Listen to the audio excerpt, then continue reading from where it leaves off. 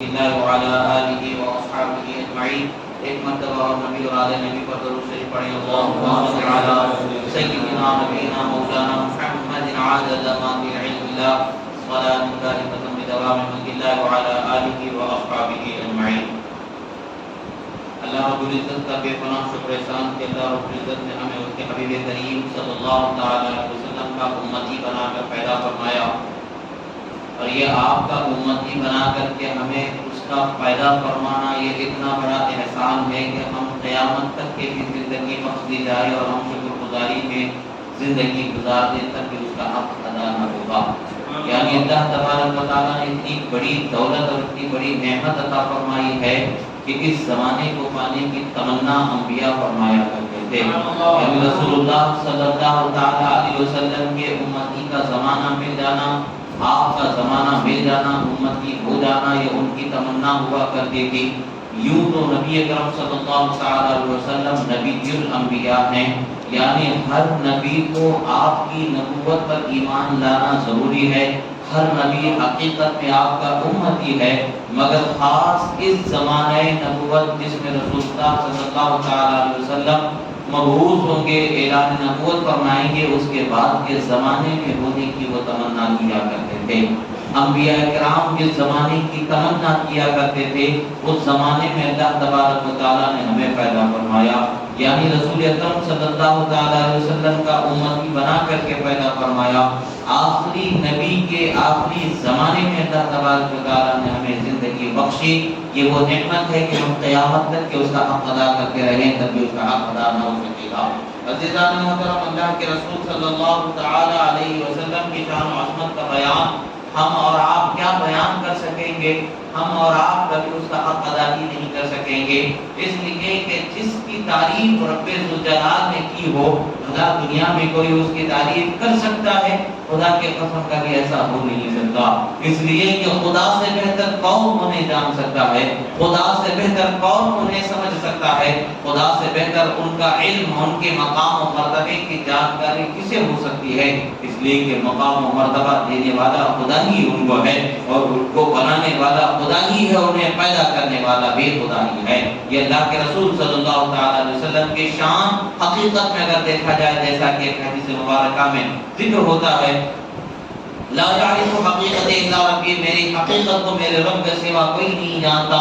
یہ حقیقت میں دیکھا جائے تو یہ سرکار کا فرمان بالکل درست و صحیح ہے کہ اللہ کے رسول کی حقیقت کو مخلوق صحیح معنوں میں پہچان نہیں سکتی، اس لیے کہ وہ ایسی مخلوق ان کو اللہ نے بنایا ہے کہ جس کی قدر و شان خود اللہ تبارک و تعالیٰ ہی سب سے بہتر جاننے والا ہے۔ ہمیں تو بس اتنے پر ایمان رکھنا ہے، اتنے پر ہمیں ایمان رکھنا ہے کہ قادس خدا بزرگ کوئی اللہ کے بعد اگر کسی کا مقام و مرتبہ ہے تو اے حبیب اللہ کے رسول صلی اللہ تعالی علیہ وسلم آپ ہی کا مرتبہ و آپ ہی کا مقام ہے۔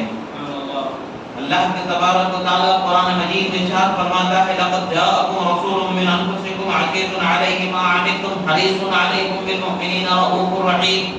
اللہ تبارک و تعالی نے قرآن مجید میں فرمایا کہ تحقیق کی قسم ہے تمہارے پاس تمہیں میں سے ایک اللہ کے رسول آ گئے جو تم لوگوں پر بہت زیادہ مہربانی کرنے والے ہیں، تمہارے لیے خیر میں زیادہ چاہت رکھنے والے ہیں، اور تم لوگوں پر یعنی مومنین پر رأفت و رحمت رکھنے والے ہیں۔ یہاں پر اللہ تبارک و تعالی رسول اللہ صلی اللہ تعالی علیہ وسلم کے تشریف لانے کا بیان فرما رہا۔ سوال یہ پیدا ہوتا ہے کہ محفل میلاد کا جو اہتمام کیا جاتا ہے، جو میلاد کے جلسے سجائے منائے جاتے ہیں، اس کا مقصد کیا ہے، اس کا مطلب کیا ہے؟ سوال یہ پیدا ہوتا ہے کہ آخر آج ہم میلاد کی محفلیں سجاتے ہیں، لوگ ہم سے سوال کرتے ہیں کہ بھی محفل میلاد منانے کی دلیل کیا ہے، محفل میلاد منانے کی کون سی حدیث ہے، کون سی دلیل ہے، کیا ثبوت ہے کہ محفل میلاد منانا چاہیے، میلاد کے دن سے جلوس کرنا چاہیے، اس کا کیا ثبوت ہے؟ افسوس کی بات ہے کہ بندہ جب اسے کوئی خوشی مل جاتی ہے تو اس خوشی کا اہتمام کرتا ہے، کوئی نعمت مل جاتی ہے تو اس نعمت کا اہتمام کرتا ہے، جب اپنے کو کوئی نعمت ملنے پر وہ خوش ہوتا ہے اس وقت پر اس کی خوشی کے لیے کوئی دلیل کی اسے ضرورت نہیں ہوتی ہے، کوئی آیت کے سنانے کی اسے کوئی ضرورت نہیں ہوتی ہے، کوئی حدیث کے بیان کرنے کی اسے کوئی ضرورت نہیں ہوتی ہے، بلکہ اس نعمت کے اس عظیم چیز کے ملنے پر وہ خوش و مسرور ہو جاتا ہے۔ یوں تصور کر کے دیکھیں ہیں، اگر کوئی بندہ نیا فون لے کر کے آ جاتا ہے تو وہ خوش و شادمان ہو جاتا ہے، اگر اس کے گھر میں بچے کی ولادت ہو جاتی ہے تو وہ خوش ہو جاتا ہے، اگر اسے گھر مل جاتا ہے تو وہ خوش ہو جاتا ہے، دولت مل جاتی ہے تو خوش ہو جاتا ہے، بیماری سے شفا پا جاتا ہے تو خوش ہو جاتا ہے، یعنی اسے کوئی نعمت اللہ کی طرف سے مل جاتی ہے تو وہ خوش ہو جاتا ہے۔ مگر ان نعمتوں کے ملنے پر جب وہ خوش ہو رہا ہوتا ہے یا خوشی کا اہتمام کر رہا ہوتا ہے، اس وقت پر کوئی دلیل یاد نہیں آتی ہے، کوئی ثبوت یاد نہیں آتا ہے۔ مثال کے طور پر لوگوں کا زمانے کا ایک رواج بنا ہوا ہے، جس کے گھر میں لڑکا ہو یا لڑکی ہو، نئی ولادت پیدا ہو جاتی ہے، کسی کے گھر میں کوئی ولادت ہو جاتی ہے تو وہ کیا کرتے ہیں، لڈو بناتے ہیں، پان لیتے ہیں، دوست احباب وغیرہ میں لے جا کے اسے بانٹتے ہیں، خوشیوں کا اظہار کرتے ہیں، اس بچی کے نام سے انہیں یا بچے کے نام سے انہیں آشنا کرتے ہیں اور مبارکبادیاں وصول کرتے ہیں۔ یہ سب کے سب کرتے ہیں، یہ وہ لوگ بھی کرتے ہیں جو میلاد پر اعتراض کرنے والے ہیں اور وہ لوگ بھی کرتے ہیں جو میلاد کو خوشی سے منانے والے ہیں۔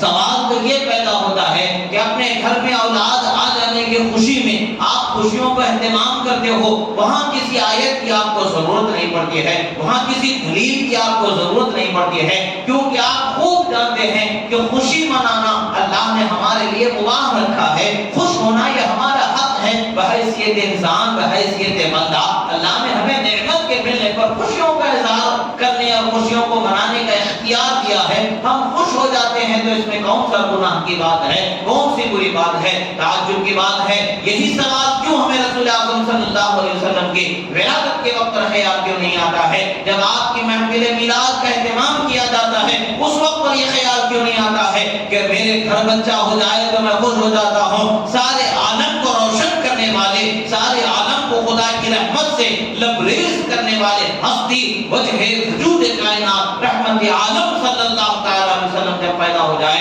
تو بھلا میں خوشیوں کا اہتمام کیوں کر نہیں سکتا؟ یہ سوال خود سے کرنے کی ضرورت ہے۔ آپ کو اللہ تعالیٰ نے ہر نعمت کی جان نعمت عظیمہ بنا کر کے پیدا فرمایا ہے۔ خود رب تعالیٰ بیان کرنا، تمہارے درمیان تمہیں میں سے ایک رسول تشریف لائے ہیں، یہ رسول اللہ کا آنا ہی تو بیان ہو رہا ہے، رسول اللہ کی تشریف آوری ہی تو بیان کی جا رہی ہے۔ اللہ تبارک و تعالیٰ نے وضاحت کے ساتھ اس میں بیان فرما دیا۔ اب سوچنے کی بات ہے، قرآن آیت ہمیں دلیل کے طور پر ہے، اللہ فرماتا نبی کے آنے کا بیان فرما رہا ہے، تو نبی کے آنے کا بیان کرنا اگر شرک اور بدعت ہو جاتا تو کیا قرآن سے ان آیتوں کو ہٹانے کی جسارت کر سکتے؟ معاذ اللہ، قیامت تک کے سر جوڑ کر کے توڑ لو تب بھی ایک حرف کو نہیں نکالا جا سکتا، کیونکہ قیامت تک کے قرآن کا ہر اللہ تعالیٰ ہی اس کا حافظ و نگہبان ہے، اللہ ہی اس کے حفاظت کرنے والا ہے۔ آپ کاغذ قلم دوات لے کر کے یہ نہ سمجھ بیٹھنا کہ ہم نکال سکتے ہیں، قیامت تک یہ قرآن کا ایک حرف کم نہیں کیا جا سکتا ہے۔ اللہ تعالیٰ نے قرآن مجید میں فرمایا، اے لوگوں سنو، تمہارے پاس تمہیں میں سے ایک رسول اللہ کے تشریف لائے۔ میلاد میں کیا بیان ہوتا؟ یہی بیان ہوتا ہے کہ اللہ کے رسول دنیا میں تشریف لائے، اللہ کے رسول قوموں کی طرف مبعوث کیے گئے، اللہ کے رسول نے تو لوگوں کو وحدانیت کا پیغام سنایا، رسالت کا پیغام سنایا، خدا کا کلام سنایا، لوگوں کو شریعت بتائی، لوگوں کو اللہ تعالیٰ کی بارگاہ کا انعام بتایا، اس کی بارگاہ کا عذاب بتایا، ہر اعتبار سے جو ان کا ذمہ تھا اس ذمے کو انہوں نے پورا فرمایا۔ یہی تو بتایا جاتا ہے، نبی کے پیدا ہونے کا ذکر کیا جاتا ہے، نبی کے دنیا میں تشریف لانے کا ذکر کیا جاتا ہے، نبی کے دنیا والوں کو ہدایت کے پیغام سنانے کا ذکر کیا جاتا ہے۔ معاذ اللہ، کیا نبی کا ذکر کرنا گناہ و حرام ہو سکتا ہے؟ خدا کی قسم کبھی بھی نبی کا ذکر گناہ و حرام نہیں ہو سکتا ہے، کبھی بھی شرک و بدعت نہیں ہو سکتا ہے۔ قیامت تک کہ جب بھی نبی کا ذکر ہوگا ہم یہی کہیں گے کہ ہمارے نبی پیدا کیے گئے ہیں، ہمارے نبی پیدا کیے گئے ہیں، اس لیے کہ نبی کو پیدا فرمایا ہے۔ خدا وہ ذات ہے جو کسی سے پیدا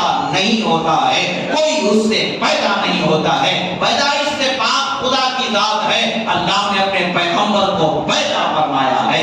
ہم وحدانیت کا جب بھی بیان کریں گے، جب بھی قرآن کی تلاوت کریں گے، ہم یہی سورہ پڑھیں گے، بتائیں گے قل هو اللہ احد اللہ الصمد لم یلد ولم یولد، فرمایا جائے گا نہ وہ کسی سے پیدا ہوا ہے نہ کوئی اس سے پیدا ہو سکتا ہے، وہ بے نیاز ہے رب تعالیٰ، نہ کوئی اس کے برابر کا ہے نہ کوئی اس کے ساجھیدار ہے، یعنی وہ یکتا ہے، بے نیاز ہے، تنہا ہے، دنیا کے پیدا کرنے سے پہلے بھی تنہا، کائنات کے پیدا کرنے سے پہلے بھی تنہا، کائنات کے پیدا کرنے کے بعد بھی تنہا، کائنات کو فنا کرنے کے بعد بھی تنہا، پھر حشر میں سب کو پھر سے زندہ وہ پیدا کرنے کے بعد بھی تنہا رہے گا، جنت و دوزخ کے فیصلے کے بعد بھی تنہا رہے گا۔ وہ تنہا ہے، تنہا ہی رہنے والا ہے، تنہا ہی اس کی ذات ہے، تنہائی ہی اس کی پہچان ہے، وہ واحد ہے، وہی اس کی پہچان ہے۔ اللہ تبارک و تعالیٰ کی وحدانیت کا بیان نبی کی ولادت سے ہم دیتے ہیں، نبی کی پاکیزگی بیان کر کے ہم یہ بتاتے ہیں کہ پاکیزہ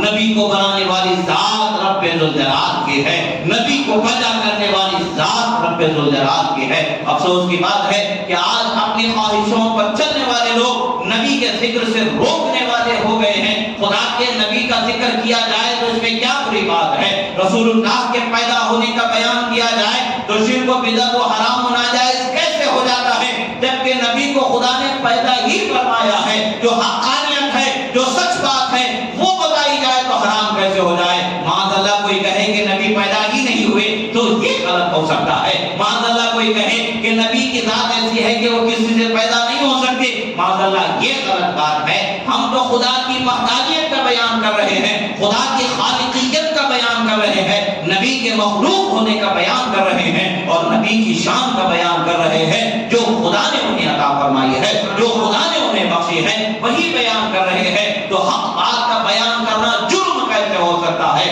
سچ بات کا بیان کرنا حرام کیسے ہو سکتا ہے؟ اچھی بات کا بولنا گناہ کیسے ہو سکتا ہے؟ پتہ یہ چلتا ہے کہ یہ وہ اس طبقے سے ہیں، یہ اس قوم سے ہیں جس کے پیشوا، جس کا سرخے، جس کا سردار ابلیس لعین ہے، جو نبی صلی اللہ علیہ وسلم کے پیدائش پر رو رو کر کے داڑے مار مار کر کے اپنی کمائیگی کا اور اپنی بدبختی کا اعتراف کرتا رہا۔ الحمدللہ ہم اہل سنت اللہ تبارک و تعالیٰ کے فضل و کرم سے اس کے نبی کے پیدا ہونے پر، نبی کی آمد پر، نبی کے پیغام سنانے پر ہر مرحلے پر خوشیاں منانے والے ہیں، رسول اللہ کی آمد پر شکر ادا کرنے والے ہیں، اپنی حیثیت کے مطابق اپنے اپنے گھروں کو، اپنے اپنے علاقوں کو سجانے والے ہیں، اس لیے کہ اللہ تعالیٰ نے نبی کو بغیر سجائے دنیا میں نہیں بھیجا ہے، دنیا کو سجا سنوار کر کے نبی کو دنیا میں اللہ نے بھیجا۔ بہرحال یہاں پر یہ ذکر ہو رہا ہے، اللہ تعالیٰ تو فرما رہا ہے تمہارے پاس تمہیں میں سے ایک رسول تشریف لائے، نبی کی آمد کا ذکر ہو رہا ہے، نبی پیدا ہوئے بغیر ان کے پاس کیسے آ گئے؟ انہی میں سے ہے تو ان کے گھر میں جنما گیا ہے، انہی کے گھر میں ان کی پیدائش ہوئی ہے، یعنی اسی قوم میں، اسی قبیلے میں اللہ تبارک و تعالیٰ نے پیدا فرمایا ہے، یعنی ان کے نگاہوں کے درمیان یہ ماجرا ہوا ہے۔ وہ خوب جانتے ہیں کہ نبی وہ ہیں جو ان کے خاندانوں میں، جو ان کے رشتہ داروں میں، جو اللہ تبارک و تعالیٰ نے بہتر خاندان بنایا، بہتر رشتہ بنایا، بہتر ماں باپ کو چنا، ان کی کوکھ سے دنیا میں تشریف لانے والے ہیں، ان کی کوکھ سے دنیا میں آنے والے ہیں۔ اور اللہ تبارک و تعالیٰ بتا رہا ہے کیا تم نہیں جانتے ہو کہ وہ کہاں سے آئے ہیں؟ آسمان سے اتر کر کے تھوڑی آئے ہیں، وہ تو تمہارے ہی پاس سے تمہیں ہدایت دینے والے بنا کر کے بھیجے گئے ہیں، وہ تمہارے ہی پاس سے، تمہیں میں سے تمہارے پاس آنے والے ہیں۔ گویا کہ یہاں پر نبی کی ولادت کا بھی ذکر ہو رہا ہے، نبی کی آمد کا بھی ذکر ہو رہا ہے، نبی کے پیغام حق کو پہنچانے کا بھی ذکر کیا جا رہا ہے، ہر بات کا یہاں ذکر ہو رہا ہے۔ قرآن کی آیت ہمیں دلیل ہے کہ اللہ کے نبی کی آمد اور ولادت کا ذکر کیا جانا گناہ نہیں ہو سکتا ہے، بلکہ اللہ کی سنت ہے جو اللہ نے قرآن میں اللہ تبارک و تعالیٰ نے قرآن مجید میں یہ بیان فرما دیا اور بتا دیا کہ اللہ تبارک و تعالیٰ نے بہترین لوگوں میں سے بہترین رسول کو، تمام رسولوں میں سب سے افضل والا رسول کو تمہارے پاس بھیجا۔ امام سمرقندی علیہ رحمۃ و رضوان فرماتے ہیں کہ اس آیت مبارکہ کو دو طریقے سے پڑھا گیا ہے، انفسکم بھی پڑھا گیا ہے، انفسکم بھی پڑھا گیا ہے، یعنی اس کا مطلب کیا ہوتا ہے؟ تم میں سب سے بہترین قبیلے میں، تم میں سب سے بہترین خاندان میں جن کو پیدا کیا گیا ہے، تم میں سب سے بہترین خاندان سے جن کو دنیا میں بھیجا گیا ہے، وہ رسول تمہارے پاس تشریف لائے ہیں۔ رسول اللہ کی آمد کا ذکر کیا گیا ہے، اور رسول اللہ کی خاصیت، ان کے اوصاف کو اللہ تبارک و تعالیٰ نے بتایا ہے۔ وہ کیسے ہیں؟ بڑے مہربانی کرنے والے ہیں تمہارے ساتھ، تمہارے لیے خیر کے طلبگار بنا کر کے بھیجے گئے ہیں، اور اللہ تبارک و تعالیٰ نے انہیں اپنے دو ناموں میں سے دو نام عطا فرمائے، اپنے ناموں میں سے دو نام اللہ تبارک و تعالیٰ نے آیت مبارکہ میں عطا فرمایا، رؤوف اور نام ہر آدمی جانتا ہے، آج تو بڑی آسانی سے کتابوں میں لکھا ہوا ہے، بلکہ قرآن شریف کو پہلے ہی الٹیں گے تو اس پر لکھا ہوا مل جائے گا، اللہ تعالیٰ کے 99 نام اس پر مل جائیں گے۔ اس میں اٹھا کر کے دیکھیں، اللہ تبارک و تعالیٰ نے رؤوف جو اپنا نام بتایا ہے، رحیم جو اپنا نام بتایا ہے، وہ رؤوف اور رحیم رسول اللہ کے ناموں کو بھی اللہ تبارک و تعالیٰ نے بتایا ہے۔ پتہ کیا چلتا ہے؟ اللہ تبارک و تعالیٰ نے اپنے حبیب کو ایسی شان بخشی ہے کہ اپنے ناموں میں سے 2 نام اللہ تعالیٰ نے عطا فرما، اور اس کا واضح طور پر اللہ تبارک و تعالیٰ نے بیان فرما دیا۔ اللہ کا نام بھی رؤوف ہے، رسول اللہ کا نام بھی رؤوف ہے، اللہ کا نام بھی رحیم ہے، رسول اللہ کا نام بھی رحیم ہے۔ یہ رؤوف اور رحیم ایک ہونے سے ذات خدا، ذات مصطفیٰ ایک نہیں ہے، بلکہ ذات خدا خالق کی ذات ہے، ذات مصطفیٰ اس کے محبوب کی ذات ہے، اس کی بہترین مخلوق کی ذات ہے۔ تمام کائنات میں سب سے اعلیٰ ترین جس ہستی کو خدا نے بنایا، اس ذات کو رحیم کا نام عطا فرمایا، اس ذات کو رؤوف کا نام عطا فرمایا۔ پتہ یہ چلتا ہے اللہ تعالیٰ کو کوئی رؤوف نہیں بناتا ہے، وہ ہمیشہ سے خود سے ہی رؤوف ہے۔ اللہ تعالیٰ کو کوئی رحیم بنانے والا نہیں ہے، وہ ہمیشہ سے خود سے ہی رحیم ہے۔ ہاں، اللہ تعالیٰ جسے چاہتا ہے اپنے چند اوصاف خاصہ سے سرفرازی عطا فرما دیتا ہے۔ رؤوف اپنی صفت ہے تو وہ صفت کا حصہ اپنے نبی کو اللہ نے عطا فرمایا ہے، رحیم اس کی صفت ہے تو صفت کا حصہ اللہ نے اپنے نبی کو عطا فرمایا ہے۔ اعلان فرمایا رؤوف الرحیم، میرے نبی کیسے ہیں؟ وہ تم پر مہربانی کرنے والے، تمہارے لیے دنیا و آخرت کی بھلائی چاہنے والے، تمہارے لیے رحمت کے طلبگاری کرنے والے نبی تمہارے پاس عطا فرمائے گئے۔ نبی کی آمد کا ذکر کیا گیا، نبی کی پیدائش کا ذکر اس میں مل گیا۔ اب یہ اور بات ہے کہ بغیر پیدا ہوئے کوئی آ نہیں سکتا، کوئی آ رہا ہے مطلب یہ ہے کہ پیدا ہوا ہے تبھی آ رہا ہے، تو ہم یہی تو ذکر کرتے ہمارے نبی پیدا ہوئے۔ معاذ اللہ کبھی کوئی سنی یہ کہتا ہے کہ نبی پیدا نہیں ہوئے۔ نبی کو پیدا ہونا ماننا ہی تو ہمارا ایمان کا حصہ ہے۔ پیدا جو نہیں ہو سکتا وہ کون ہے؟ رب تعالیٰ کی ذات۔ جو پیدا نہیں ہو سکتا، کسی سے پیدا نہیں ہوتا، وہ ہمیشہ سے ہے، ہمیشہ رہے گا، بلکہ ہمیشہ کا بھی ایک لمٹ کا ورڈ ہے، سمجھنے کے لیے ہے، مگر یہ سب سے بے نیاز اللہ تبارک و تعالیٰ کی ذات، اللہ تعالیٰ کی ذات یہ سب چیزوں سے بے نیاز ہے، حدود سے، جہت سے اللہ تعالیٰ کی ذات پاک ہے۔ اللہ تعالیٰ کو کوئی پیدا نہیں کر سکتا، وہ کسی سے پیدا نہیں ہوا۔ نبی پیدا ہوئے ہیں، ان کو خدا نے پیدا فرمایا۔ یہ ذکر کرنا تو عین شریعت ہے، عین تعلیمات اسلامیہ، عین قرآن کی تعلیم ہے۔ اگر کوئی قرآن کی سچی بات، دین کی سچی بات بتاتا ہے تو گناہ و حرام کیسے ہو سکتا؟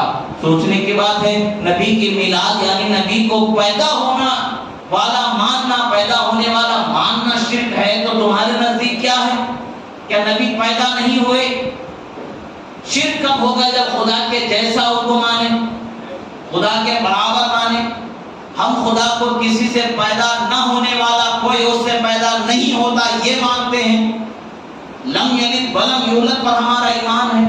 کیا معاذ اللہ نبی کو بھی ایسا ایمان دیا جائے گا؟ ہاں، نبی کو معاذ اللہ ایسا مانے جائے تب وہ شرک ہوگا، تب وہ حرام ہوگا، تب وہ ناجائز ہوگا۔ ہم تو یہ کہاں مانتے ہیں؟ ہم تو یہی کہتے ہیں کہ نبی پیدا کیے گئے ہیں، نبی پیدا ہوئے ہیں، نبی خدا نہیں ہے، نبی خالق نہیں ہے، نبی خدا کے بندے ہیں، نبی اللہ کے اعظم ترین مخلوق ہیں۔ ہم یہی بیان کرتے ہیں۔ یہ بیان غلط کیسے ہو سکتا جبکہ یہی حق و صداقت کی بات؟ اللہ کے رسول صلی اللہ تعالیٰ علیہ وسلم کو اللہ تبارک و تعالیٰ نے رحمت والا بنا کر کے دنیا میں بھیجا۔ اللہ تعالیٰ نے ایک آیت میں نہیں کئی آیات مبارکہ میں ذکر فرمایا۔ اللہ نے قرآن مجید میں فرمایا لقد من اللہ علی المؤمنین اذ بعث فیہم رسولا۔ اللہ تعالیٰ نے مومنوں پر انعام فرمایا کہ ان کے درمیان اللہ نے اپنے رسول کو بھیج دیا۔ اللہ تعالیٰ تو فرما رہا ہے کہ میں مومنوں پر انعام فرمایا ہوں، احسان فرمایا ہوں، ان پر بھلائی کا میں نے ایک بہت بہترین حصہ پورا کیا ہوں کہ میں نے میرے رسول کو ان کے درمیان بھیج دیا۔ خدا جسے انعام فرمائے اسے انعام ماننا غلط کیسے؟ خدا جسے احسان فرمائے اسے احسان ماننا غلط کیسے ہے؟ لقد من اللہ علی المؤمنین، اللہ تعالیٰ نے انعام فرمایا مومنوں پر کہ ان کے درمیان انہی میں سے ایک رسول کو اللہ تبارک و تعالیٰ نے بھیج دیا۔ نبی ہمارے درمیان تشریف لائے تو یہ خدا کا انعام ہے۔ اب خدا کے انعام کو انعام بولنا شرک کیسے ہو سکتا ہے؟ خدا کی رحمت کو رحمت بولنا شرک سکتا ہے؟ خدا کے بھیجے ہوئے رسول کو بھیجے ہوئے بولنا گناہ کیسے ہو سکتا ہے؟ بلکہ خدا کا بھیجا ہوا رسول ماننا یہ عین ایمان ہے۔ خدا کے رسول کو خدا کا انعام ماننا یہ عین انعام ہے۔ خدا کے رسول کو ہدایت پہنچانے والا پیدا ہونے والا نبی ماننا یہ عین ایمان ہے۔ اب اللہ کا شکر ہے کہ ہم اس دائرے میں ہیں، اللہ کا شکر ہے کہ ہم اس راستے پر چلنے والے ہیں۔ وہ لوگ اپنی عاقبت کی فکر کریں جو رسول اللہ کے پیدا ہونے کے ذکر کو شرک و بدعت بتاتے ہیں، ناجائز و حرام بتاتے ہیں۔ کیا یہ بات غلط ہے کہ نبی پیدا ہوئے؟ معاذ اللہ، نبی پیدا ہوئے یہی سچی بات ہے۔ جب سچی بات بتائی جائے تو غلط و ناجائز حرام کیسے ہو سکتی ہے؟ یہ سوچنے کی بات ہے۔ آپ سے کوئی آ کے سوال کرے، زیادہ گہرائی کی طرف جانے کی ضرورت نہیں ہے، ایک سوال پوچھ لیں، نبی پیدا ہوئے بولنا گناہ کیسا؟ جبکہ نبی کو پیدا کیا گیا ہے، نبی پیدا ہوئے ہیں۔ خدا کی ذات ہے جو پیدا نہیں ہوتی ہے، خدا کی ذات کو پیدا ہوا کہنا یہ غلط ہے، نبی کی ذات کو پیدا نہ ہونے والا کہنا یہ غلط ہے۔ خدا ہمیشہ سے ہے، ہمیشہ رہنے والا ہے، وہ کسی سے پیدا نہیں ہوا، کوئی اس سے پیدا نہیں ہوگا، نہ وہ کسی کا بیٹا ہے نہ کوئی اس کا بیٹا ہے۔ یہ ہمارا ایمان ہے۔ خدا نے اپنے رسول کو پیدا فرمایا، ہم رسول کے پیدا ہونے کے ہی ذکر کرتے ہیں۔ پیدا ہونے کے ذکر کو میلاد کہا جاتا ہے۔ پیدا ہونا، میلاد کا مطلب یہی ہے کہ نبی کا پیدا ہونا بیان کیا جاتا ہے۔ عزیزان محترم، اللہ تبارک و تعالیٰ نے قرآن مجید میں یہ بیان فرما کر کے ہمیں واضح طور پر بتا دیا کہ نبی کو بھیج کر کے اللہ نے ہم پر انعام فرمایا ہے، تو اس انعام کے انعام ہونے کا اقرار کرنا غلط کیسے ہو سکتا ہے؟ خدا نے تو ہمیں قرآن میں بتا دیا۔ ہر حافظ قرآن مجید جب تراویح میں سنائے گا تو ان آیتوں سے گزر کر کے سے جانا۔ ہر قرآن کا پڑھنے والا جب بھی قرآن کو پڑھے گا تو ان آیتوں کو پڑھ کر کے سے گزرنا۔ افسوس کی بات تو یہ ہے کہ یہ بہکانے والے اس قدر بہکاتے رہے اور بہکا رہے ہیں کہ ہمارے بھولے والے لوگ بہکتے چلے جا رہے ہیں، ڈگمگاتے چلے جا رہے ہیں۔ قرآن و سنت کے نام پر یہ تعلیمات حقہ کا غلط استعمال بتا کر کے تعلیمات حقہ کو یہ لوگوں کے ذہن و فکر سے مٹانے کی کوشش کرتے ہیں۔ یاد رکھے، جو نبی کے میلاد کو گناہ بتائے اس سے پوچھو کہ نبی پیدا نہیں ہوئے، کیا تمہارا عقیدہ ہے؟ جب تمہارا عقیدہ ہے کہ نبی پیدا ہوئے، اس عقیدہ حقہ کو بیان کرنا غلط کیسے ہو سکتا ہے؟ جب سوال کر لیا جائے گا تب ان کے سمجھ میں آ جائے گا کہ نہیں، یہ بات تو سچ بات ہی ہے۔ مگر افسوس کہ شیطان جب لوگوں کی عقلوں پر، سمجھ پر، فکر پر غالب آ جاتا ہے تو ہم بات سمجھنے سے وہ دور ہو جاتے ہیں، وہ شیطان کے بہکاوے میں آ جاتے ہیں۔ اللہ کا شکر ہے کہ اللہ نے ہمیں نعمت بخشی ہے، ہدایت کا علم اللہ تبارک و تعالیٰ نے ہمیں عطا فرمایا ہے۔ اب یہ ایک اور سوال کرتے ہیں کہ نبی صلی اللہ علیہ وسلم کی ہم نبی کے ولادت کا ذکر کرتے ہیں تو اسی دن رسول اللہ صلی اللہ علیہ وسلم کا دنیا سے پردہ فرمانا بھی ثابت ہے۔ آپ ولادت کا ذکر کرتے ہیں جبکہ اسی دن دنیا سے پردہ فرمایا گیا، اس کا ذکر کیوں نہیں کرتے ہیں؟ آدمی خوش ہوتا ہے تو نعمت کے ملنے پر خوش ہوتا ہے، اور اللہ تبارک و تعالیٰ نے ہمیں نعمتوں کے ملنے پر خوشیوں کا اظہار کرنے کے لیے فرمایا ہے۔ ماتم کرنے کا حکم نہیں ہے ہمارے لیے کہ ہم ماتم کرتے بیٹھے، رونے دھونے کا حکم نہیں ہمارے لیے کہ ہم روتے دھوتے بیٹھے، بلکہ ہم رسول اللہ صلی اللہ تعالیٰ علیہ وسلم کی محبت میں ضرور اپنی آنکھوں سے آنسو بہائیں گے، ہم ان کی محبت میں ضرور اپنے آنکھوں کو اشکوں کے سیلاب سے سجائیں گے، اپنی بخشش کا سامان بنائیں گے۔ مگر جزا و فضا جس طریقے سے واویلا کر کے جو رونا پیٹنا کیا جاتا ہے وہ ہمارا طریقہ نہیں، ہم اس طریقے سے دور ہیں۔ ہم تو رسول اللہ کا ذکر کرتے ہیں اور کرتے رہیں گے، قیامت تک کہ ان کا ذکر ہوتا رہے گا۔ اللہ تبارک و تعالیٰ نے قرآن مجید میں ارشاد فرمایا، وَمَا أَرْسَلْنَاكَ إِلَّا رَحْمَةً لِلْعَالَمِينَ، اے محمد صلی اللہ علیہ وسلم، ہم نے آپ کو تمام عالم کے لیے رحمت بنا کر کے بھیجا۔ اللہ تعالیٰ نے ہر عالم کے لیے رحمت بنا کر کے بھیجا۔ یہ رحمت کس طریقے سے اللہ تبارک و تعالیٰ نے انہیں عطا فرمایا؟ کیسے ہے؟ اللہ تبارک و تعالیٰ نے ان کو فرما دیا کہ ہم نے آپ کو رحمت للعالمین بنایا، تمام عالم کے لیے رحمت بنایا۔ اب ایک سوال، چھوٹا سا سوال یہاں پر آپ غور سے سنیں، کیا قرآن چند سال کے لیے ہے یا قیامت تک کے لیے؟ قرآن قیامت تک کے لیے ہے کہ چند سال کے لیے ہے؟ قرآن قیامت تک کے لیے، قیامت تک کے قرآن بدلا نہیں جا سکتا۔ کوئی بدلنے والا ہزاروں کوششیں کر لے مگر نہیں بدل سکتا، ایک حرف کو نہیں بدل سکتا ہے۔ تو قرآن قیامت تک کے لیے ہے، تو قرآن کا پیغام بھی قیامت تک کے لیے باقی رہنے والا ہے۔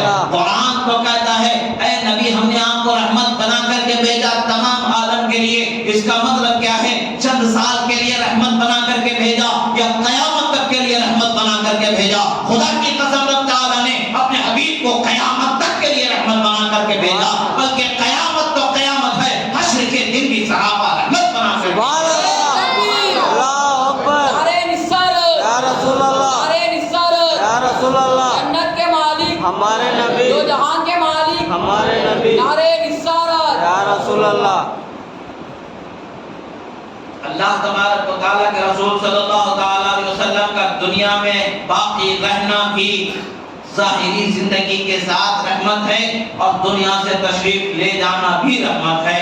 حضرت رسول اکرم صلی اللہ تعالیٰ علیہ وسلم بیان فرماتے ہیں حیاتی خیر لکم و موتی خیر لکم، فرماتے ہیں میری زندگی دنیا کی جتنی اللہ نے تمہارے لیے رکھی ہے اتنی وہ زندگی تمہارے لیے بہتر ہے، اور میں دنیا سے چلا جاؤں موت کے دروازے سے گزر کر کے تو میرا چلا جانا بھی تمہارے لیے رحمت ہے، برکت ہے، خیر۔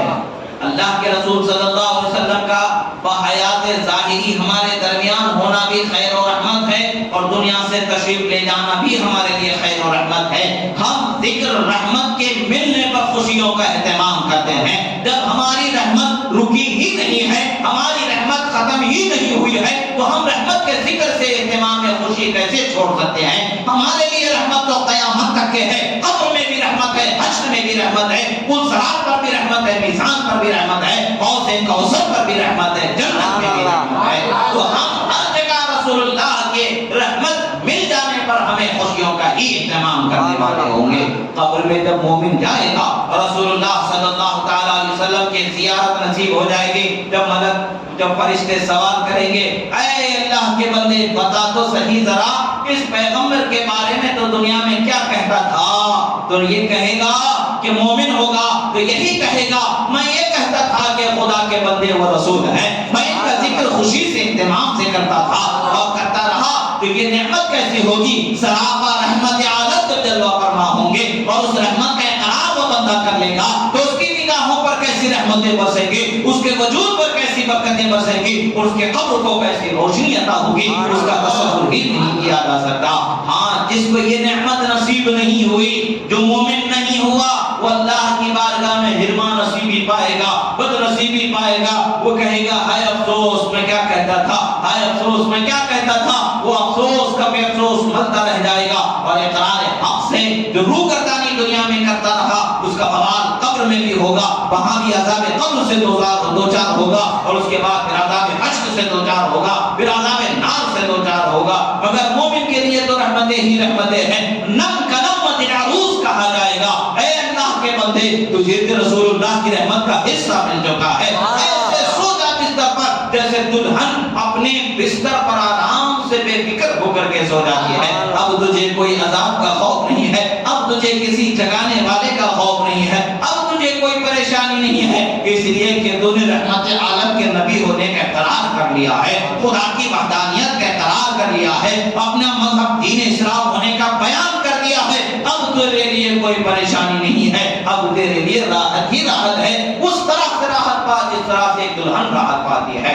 اللہ تبارک و تعالیٰ نے ہمارے لیے اس کے رسول کو سراپا رحمت بنا کر کے بھیجا ہے۔ چند سال کے لیے رحمت ہے ایسا نہیں ہے، چند مہینوں کے لیے رحمت ہے ایسا نہیں ہے، چند دنوں کے لیے رحمت ہے ایسا نہیں ہے، قیامت تک کے لیے رحمت ہے، حشر میں بھی رحمت ہے، قبر میں بھی رحمت ہے، اور حشر میں اللہ کی بارگاہ سے شفاعت دلانے والے نبی رحمت اللہ تعالیٰ نے بنا کر کے بھیجا ہے۔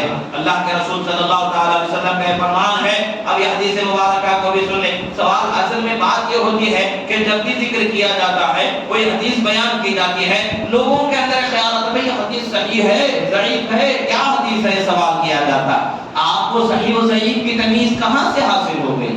آپ نے صحیح و ضعیف کو کیسے سمجھ لیا؟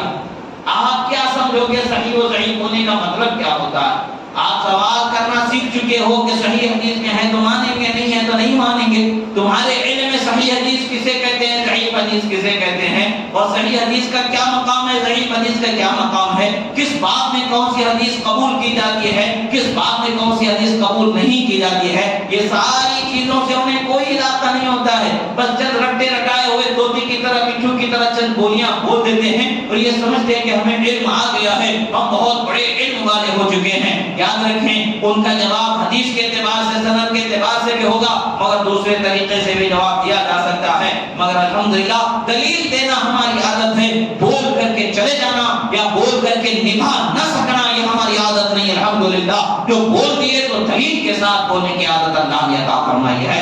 اللہ کے محبوب بندوں کا فضل اللہ نے عطا فرمایا ہے. اب یہ حدیث کیا ہے؟ حیات خیر لکم و ممات خیر لکم. اس حدیث مبارکہ کے بارے میں امام بزار نے اس حدیث مبارکہ کو نقل پر روایت فرمایا ہے اور کشف الاسرار میں اس حدیث کو ابن مسعود سے روایت کیا گیا ہے. اسی طریقے سے امام حیثمی نے مجمع الزوائد میں اس حدیث کو روایت کیا اور فرمایا رجالہ رجال صحیح. اس حدیث کے تمام روایت کرنے والے جو راوی ہیں وہ سب کے سب صحیح روایت بیان کرنے والے. امام بخاری کی جو روایت کی اسناد ہوتی ہیں اس درجے کی اسناد رکھنے والی حدیث ہے یہ، اس درجے کی سند رکھنے والی حدیث ہے یہ. پھر فرمایا صححہ سیوطی، امام سیوطی علیہ رحمۃ الرضوان خاتم الحفاظ ہیں، حافظ حدیث میں بڑا اعلیٰ درجہ اللہ تعالیٰ نے آپ کو بخشا ہے. حضرت امام حسین شہید کربلا کی اولاد ہونا اللہ تعالیٰ نے وہ عظیم امام سیوطی علیہ رحمۃ الرضوان نے بھی اس حدیث مبارکہ کی تصحیح فرمائی ہے، یعنی حدیث صحیح بتایا ہے، مناہج الصفا میں بیان فرمایا ہے. اسی طریقے سے اس کا ذکر فیض القدیر میں بھی ذکر کیا گیا ہے. یہ حدیث صحیح درجے کی حدیث ہے، ضعیف حدیث نہیں ہے بلکہ صحیح حدیث ہے کہ رسول اللہ نے فرمایا میرا دنیا میں ہونا بھی تمہارے لیے بہتری ہے، میرا دنیا سے چلا جانا بھی تمہارے لیے بہتری ہے. ہم خوشی کا اہتمام بہتری ملنے کی وجہ سے کرتے ہیں، ہم خوشی کا اہتمام رحمت کے ملنے کی وجہ سے کرتے ہیں، ہم خوشی کا اہتمام نعمت کے ملنے کی وجہ سے کرتے ہیں. اللہ نے ان کو ہمارے لیے نعمت باقی رکھا ہے اور ہم آج بھی وہی خوشی کا اہتمام کریں گے. اور قبر میں بھی جب ایک عاشق کے سامنے رسول اللہ جلوہ فرما ہوں گے تو رسول اللہ کا عاشق یہی کہے گا میرے ماں باپ آپ پر قربان یا رسول اللہ کہ جلوہ دیکھنے کے لیے تو میں دنیا کو چھوڑ کر کے قبر میں آ گیا.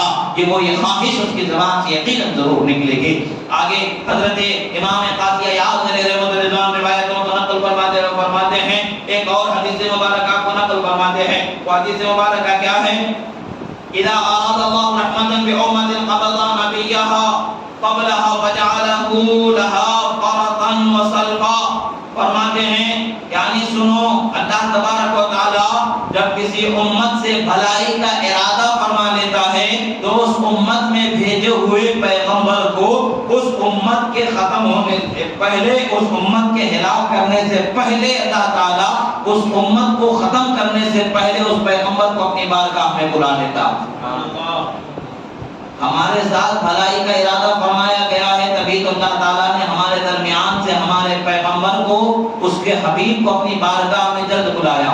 ورنہ حضرت صالح علیہ السلام، حضرت ہود علیہ السلام اور بھی دیگر پیغمبروں کی امتوں کا حال دیکھیں، کتنی ایسے پیغمبر گزرے کہ جن کی امتوں کو فنا کر دیا گیا. بعض روایات میں یہ آتا ہے کہ انبیاء کرام 100 سے زائد انبیاء کرام ان کی امتوں کو ہلاک، عذاب الہی سے ہلاکت ہو جانے کے بعد وہ مکہ شریف تشریف لائے اور اپنی باقی زندگی اسی جگہ پر عبادت کرتے رہے اور اسی جگہ پر اپنی زندگی گزار کر کے وہ دنیا سے رخصت ہو گئے. پتہ کیا چلتا ہے؟ انبیاء کرام سے پہلے ان کی امتوں کو فنا کر دینا یہ اس امت کے حق میں خیر نہیں ہوتا ہے، بلکہ ہمارے لیے اللہ تبارک و تعالیٰ نے خیر کا فیصلہ فرمایا کہ اللہ تعالیٰ ہم کو باقی رکھا ہے اور اللہ کے پیغمبر کو اللہ نے اپنے پاس بلا لیا ہے. امت کو بھی باقی رکھا ہے اور امت کے پیغمبر کو اللہ تبارک و تعالیٰ نے بلا لیا ہے. مطلب یہ ہے کہ اللہ تعالیٰ ہمارے ساتھ خیر کا ارادہ فرمایا ہے. یہ خیر کا ارادہ آخر بات کیا ہے؟ جب تک کہ نبی ہوں گے اس وقت تک نبی کی نافرمانی لوگ کرتے جائیں گے تو نافرمانی کتنی بڑی ہو جائے گی، یہ عذاب کتنا بڑا ہو جائے گا، یہ گناہ کتنا بڑا ہو جائے گا. نبی کے سامنے نبی کی بات کو نہ مانا جائے تو اس گناہ سے اللہ تبارک و تعالیٰ نے ہمیں بچایا ہے، اس عذاب سے اللہ تبارک و تعالیٰ نے ہمیں بچایا ہے کہ ہم پر خیر کا ارادہ فرمایا کہ ہمارے ہمارے درمیان سے اس کے پیغمبر کو اللہ تعالیٰ نے جلد ہی اپنے پاس اپنی رحمت میں بلا لیا. یعنی اللہ تعالیٰ نے اپنے پیغمبر کو بلایا ہے تب بھی ہمارے لیے خیر ہے.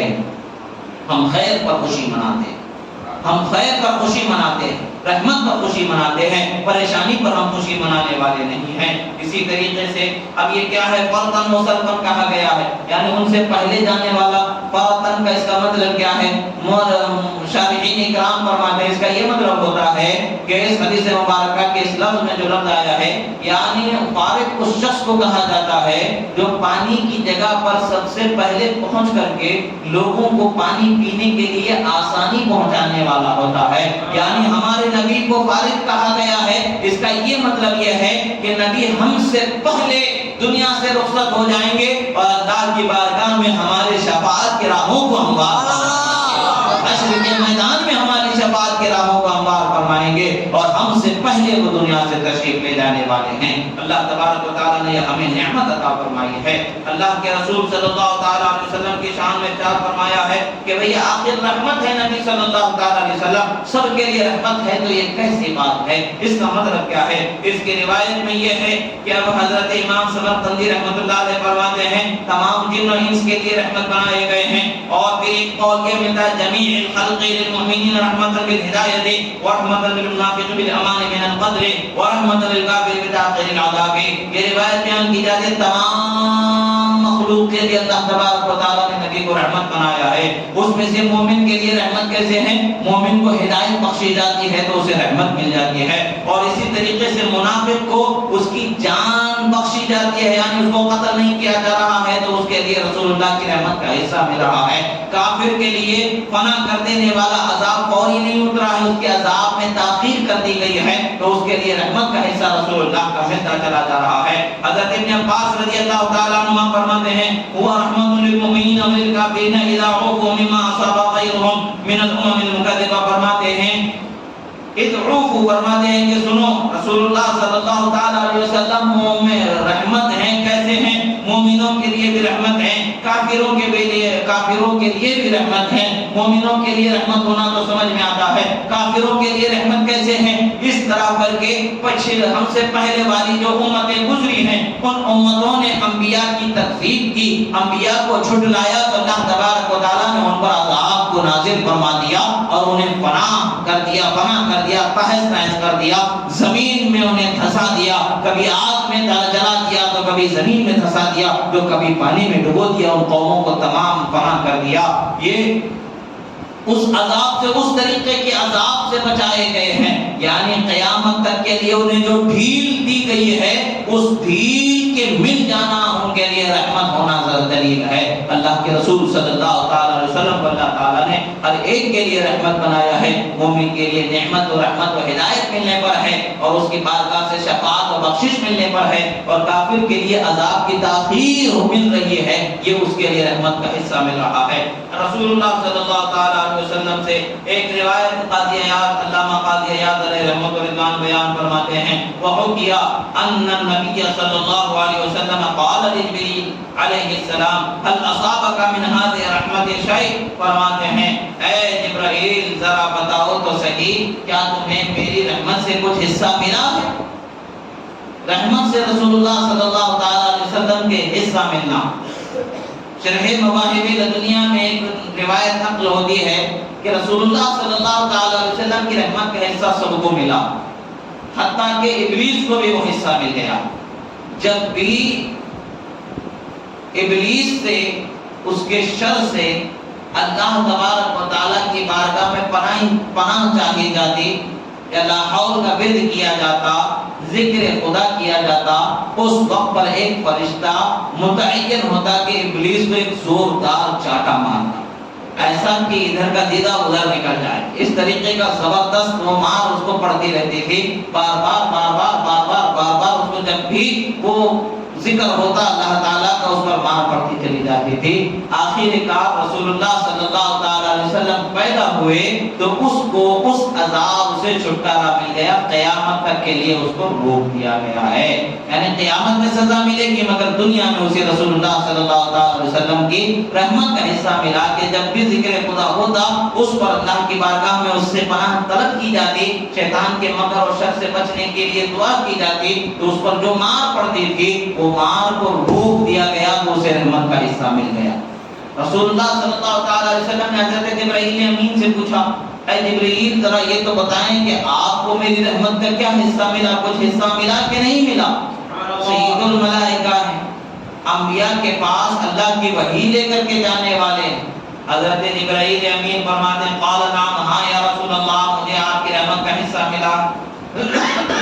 نعرہ تکبیر، اللہ اکبر، نعرہ تکبیر، اللہ اکبر، نعرہ رسالت، یا رسول اللہ، نعرہ رسالت، یا رسول اللہ۔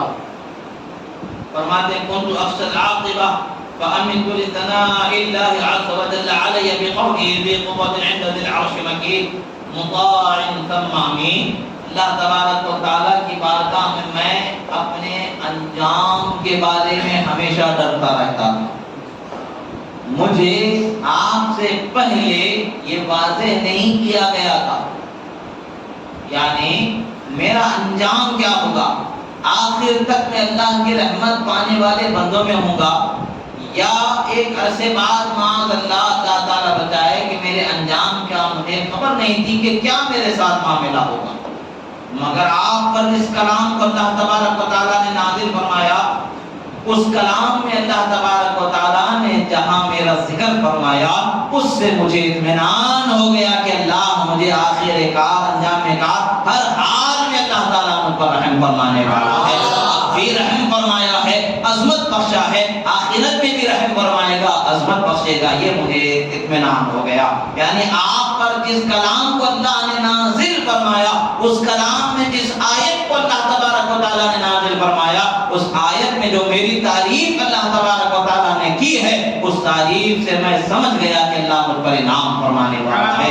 یعنی سید الملائکہ جبرائیل امین سدرہ کے مکی ہیں، انہیں اطمینان مل رہا ہے تو رسول اللہ کی رحمت کے حصے سے اطمینان، رسول اللہ صلی اللہ علیہ وسلم کے حصے سے انہیں مل رہا ہے۔ حضرت امام جعفر صادق رضی اللہ تعالیٰ عنہ سے ایک آیت مبارکہ کی تفسیر کو علامہ قاضی عیاض نے نقل فرمایا، سلام لک من اصحاب الیمین، فرمایا کہ سیدھی طرف والوں پر سلامتی ہے۔ یہ سلامتی ملنا کیسے ہے؟ فرماتے ہیں اے بک انما وقع سلامت من اجل کرامت محمد صلی اللہ تعالی علیہ وسلم، یعنی اللہ تبارک و تعالی نیک بندوں کو قیامت میں سیدھی طرف رکھے گا اور ان کو سیدھی طرف کا حصہ جنت میں، یعنی ان کو ایک اعلیٰ مقام بخشا جائے گا۔ یہ سیدھی طرف ہونا قرآن کی آیت میں بیان کیا گیا ہے، اگرچہ اللہ تبارک و تعالی ہر جہت سے پاک ہے، یہ ہمارے سمجھنے کے لیے امتیاز کے لیے درجات ہیں۔ اللہ تبارک و تعالیٰ کے لیے جہت کا اعتبار نہیں کیا جا سکتا، سیدھا بایاں اوپر نیچے آگے پیچھے یہ نہیں، اللہ تبارک و تعالیٰ ہر جہت سے پاک ہے۔ اللہ تبارک و تعالیٰ نے ایک مقام رکھا ہے جس مقام کا نام سیدھی طرف رکھا گیا ہے، اس مقام پر جن لوگوں کو بخشا جائے گا، رکھا جائے گا، وہ رحمت والے لوگوں کو اللہ تبارک و تعالیٰ اس مقام پر رکھے گا، بخشش والے لوگوں کو اس مقام پر رکھے گا اور نعمت پانے والے لوگوں کو اس مقام پر رکھے گا اور ان کو سلامتی اور بخشش عطا فرمائے گا، تو انہیں اس مقام پر پہنچایا گیا ہے، بخشش کے نعمت کے انعام کے اعلیٰ مقام پر پہنچایا گیا ہے۔ اصحاب الیمین میں جب انہیں فرمایا ہے یہ کس کے صدقے میں ہے، یہ رسول اللہ کی رحمت کے صدقے میں ہے، یعنی اللہ تبارک و تعالیٰ کے جو وہ بندے جن پر اللہ تعالیٰ انعام فرما رہا ہے انہیں اصحاب الیمین میں شمار فرمائے گا، اعلیٰ مقام بخشے گا، وہ مقام انہیں مل رہا ہے تو کرامت محمد صلی اللہ علیہ وآلہ وسلم کے صدقے میں عطا کیا جا رہا ہے۔ عزیزان محترم، اللہ تبارک و تعالیٰ نے اپنے نبی کی شان کو بہت بلند و بالا رکھا ہے، انہی کے صدقے میں سب کچھ اللہ نے پیدا فرمایا ہے، انہی کی شان و عظمت کو اجاگر کرنے کے لیے اللہ تبارک و تعالیٰ نے سب کچھ بخشا ہے۔ ہمارا یہ حصہ، ہمارا یہ حق ہے کہ ہم ان کا ذکر کریں، اس قدر ذکر کریں کہ ہماری روح منور ہو جائے، اس قدر ذکر کریں کہ ہماری عقل و ہوش میں روشنی آ جائے، ہدایت کی چمک دمک رمق آ جائے کہ ہماری زبان و فکر و خیال سے پاکیزگی جھلکنے لگے اور اللہ کی رحمت کے ہم اپنے آپ کو حقدار بنا لیں اور اس کی بارگاہ میں بخشش کے حقدار بنا لیں۔ یہ کیسے ہو سکتا ہے کہ ہم اس کے حبیب کا جتنا ذکر کریں گے اتنا رحمت کا حصہ ہمیں ملتا چلا جائے گا۔ اور اللہ کے رسول صلی اللہ تعالیٰ علیہ وسلم پر جب بندہ درود پڑھتا ہے تو اس پر اتنی نعمتیں ملتی ہیں، اتنی نعمتیں ملتی ہیں کہ جس کا تصور نہیں کیا جاتا ہے۔ ایک مرتبہ جب کوئی بندہ درود پڑھے گا 10 مرتبہ خدا اور اس کے فرشتے رحمتوں کا، خدا اور اس کے فرشتوں کی طرف سے 10 مرتبہ رحمتیں نازل ہوں گے،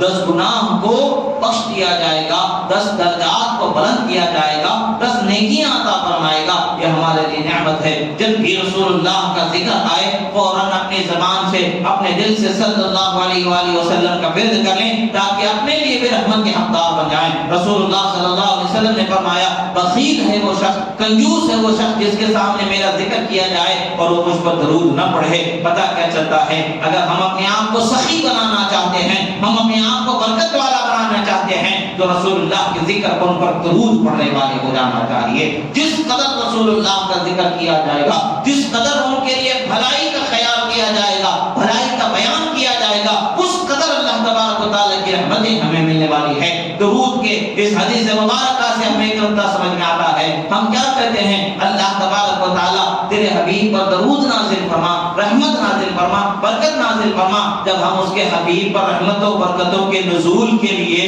اللہ تعالیٰ کی بارگاہ میں دعا کرتے ہیں تو اللہ تعالیٰ 10 مرتبہ رحمتیں ہم پر نازل فرماتا ہے، 10 گناہ ہمارے معاف فرما دیتا ہے۔ تو اس نبی کا ذکر کرنا ہمارے لیے کیا ہوا؟ رحمت کے نازل ہونے کا سبب بنا۔ اس نبی کا ذکر کرنا ہمارے لیے کیا ہوا؟ ہمارے گناہوں کو مٹائے جانے کا سبب بنا۔ اس نبی کا ذکر کرنا ہمارے لیے کیا ہوا؟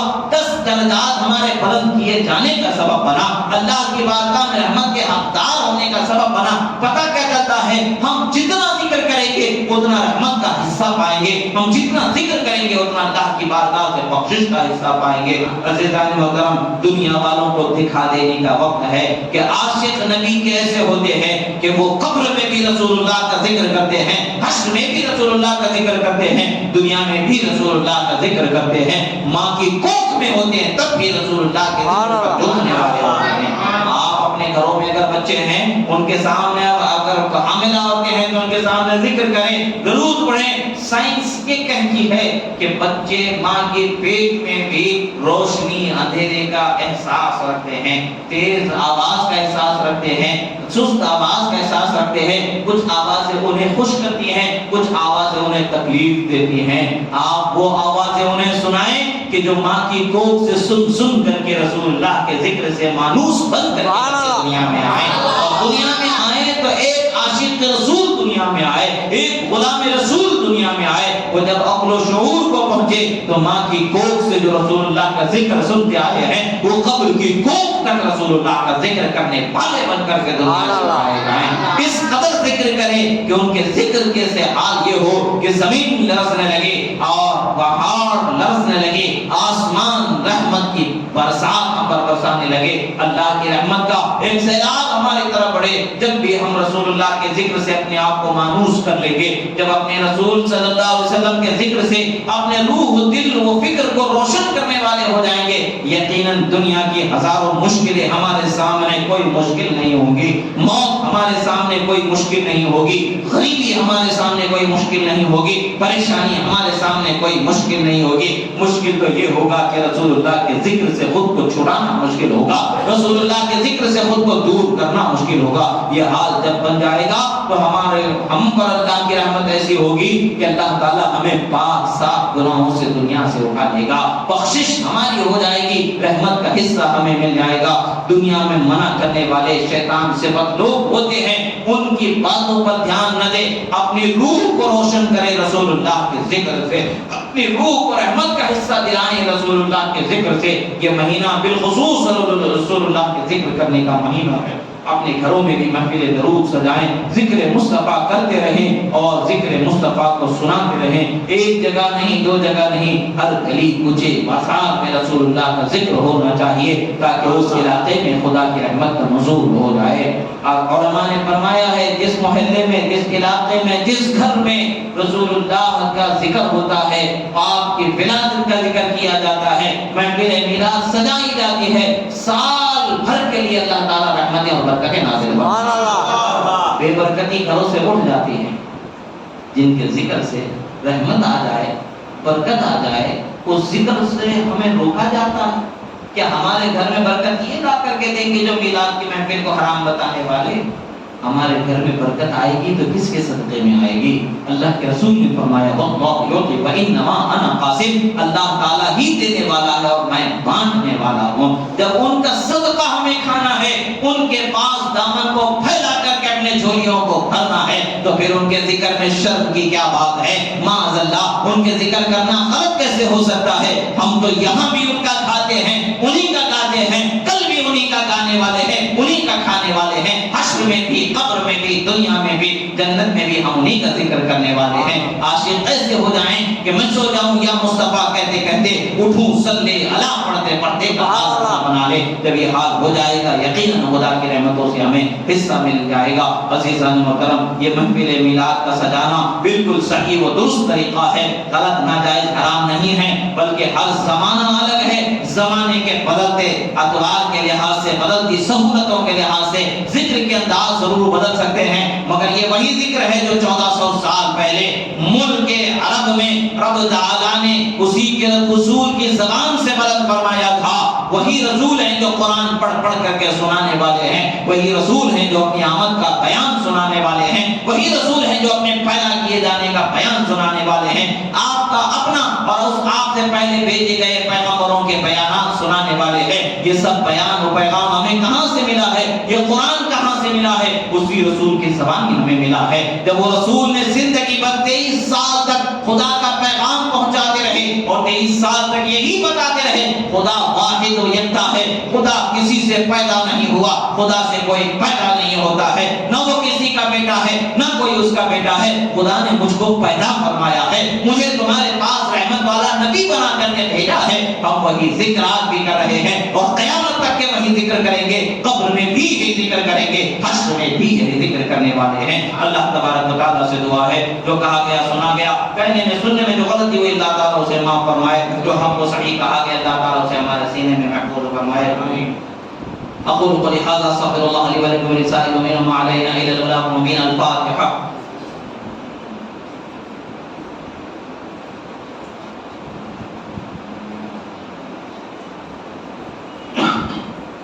قال الله تعالى في شأن حبيبنا الله وملائكته يصلون على النبي يا أيها الذين آمنوا صلوا عليه وسلموا تسليما اللهم صل على سيدنا ونبينا مولانا محمد عدد خلق الله صلاة دائمة دوام ملك الله وعلى آله وصحبه أجمعين سبحان ربك رب العزة عما يصفون وسلام على المرسلين والحمد لله رب العالمين۔ اب روز مسلسل اسی طریقے سے بعد نماز عشاء فوراً بیان شروع کر دیا جائے گا، آپ حضرات اس میں شرکت کرتے رہیں تاکہ اپنی معلومات میں اضافہ کریں اور ذکر مصطفیٰ اور ذکر خدا سے اپنے دل کو راحت و سکون اور رحمت و بخشش کا حصہ پائیں۔ اللہ تعالیٰ سے دعا ہے کہ اللہ تعالیٰ ہمیں اور ہم کو توفیق بخشے۔ السلام علیکم۔